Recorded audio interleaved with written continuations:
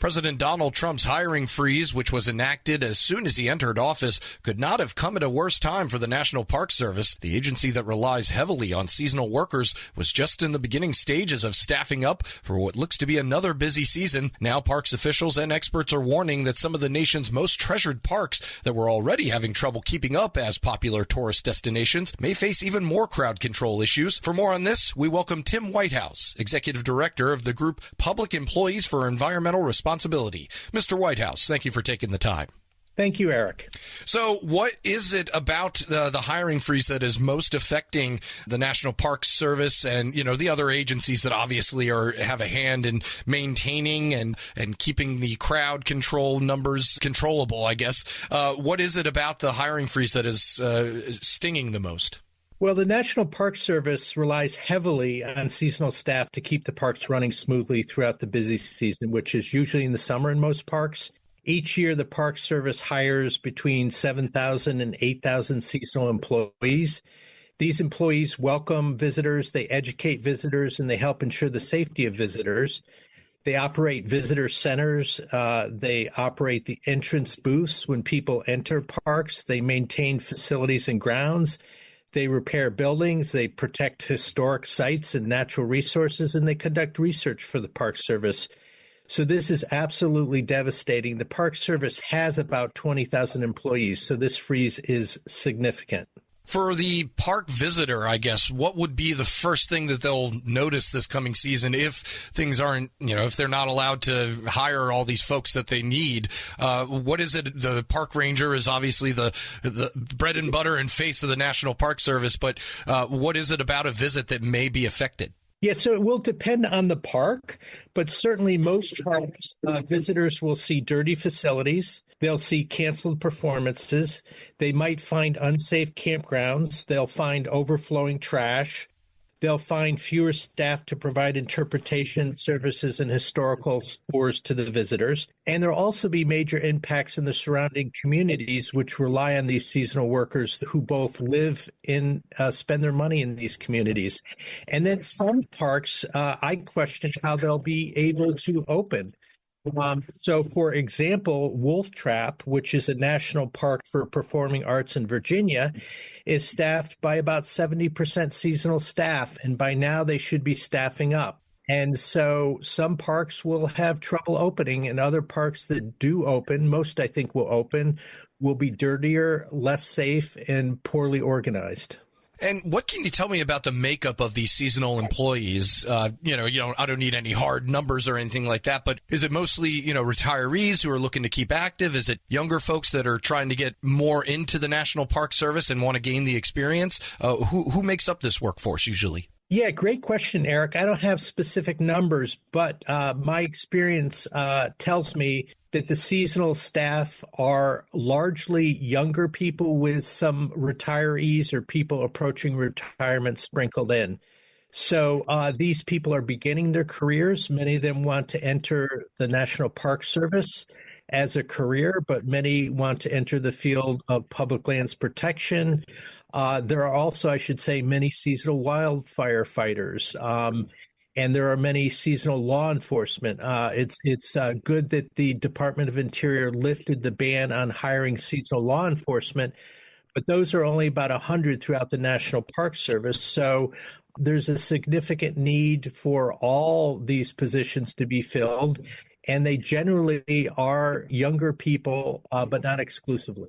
We're speaking with Tim Whitehouse, Executive Director of Public Employees for Environmental Responsibility. All right, so, things are where they are, whether you agree with them or not. This is where the Park Service is.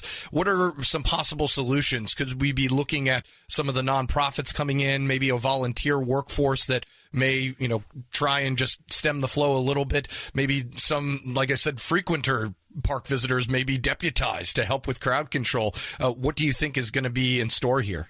Yeah, great question. The Park Service staff manage thousands of volunteers throughout their park system. And these volunteers also play a critical role in maintaining the services that we expect at parks. And these volunteers need to be managed by staff, and they need to be trained by staff. So volunteers cannot just come in and pick up the role of seasonal staff. What's most disturbing, however, is it appears that the Department of Interior and the National Park Service have no plan they've articulated to the public about how they plan to address these issues. My concern is this is being driven by the top down, that this is largely part of the effort by the White House and the Office of Management and Budget to traumatize federal workers. They have said that they want people to leave the government services, and they don't have a plan to deal with specific agencies that will be impacted and the people that will be impacted, such as the National Park Service. Yeah, it's usually, you see the news coverage during a shutdown. Usually it's national parks that are fodder for B-roll for, the sign saying the park is closed.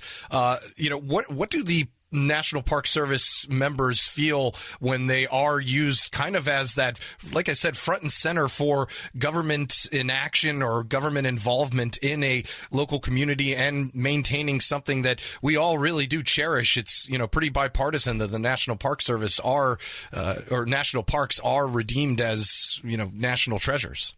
Yeah, I mean, that's one of the first things in government shutdowns that people see. People see the lines forming at the national parks, and they see that they cannot enter those national parks, or if they do, that they're unsafe and not maintained. And so there's always a big backlash against the closure of national parks or when national parks are unable to operate efficiently. So I think the White House and the administration is not thinking this through very carefully. I think it's a larger ideological battle, and unfortunately the National Park Service is caught in the middle. There's been significant bipartisan pushback in Congress against these hiring freezes.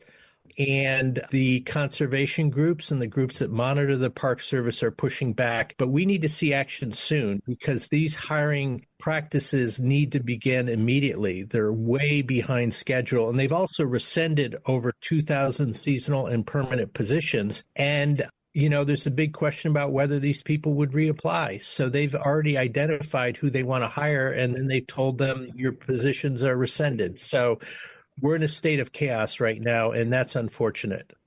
Yeah, that was going to be my final question, was what kind of timeline are we looking at here? And is just unfreezing of the hiring just really the only solution? When is it going to be too late and you're going to see some massive staffing shortages that folks like yourself have been predicting? Yeah, there will be staffing shortages, and then there'll be problems with getting the right people in the right positions if they lift the freeze.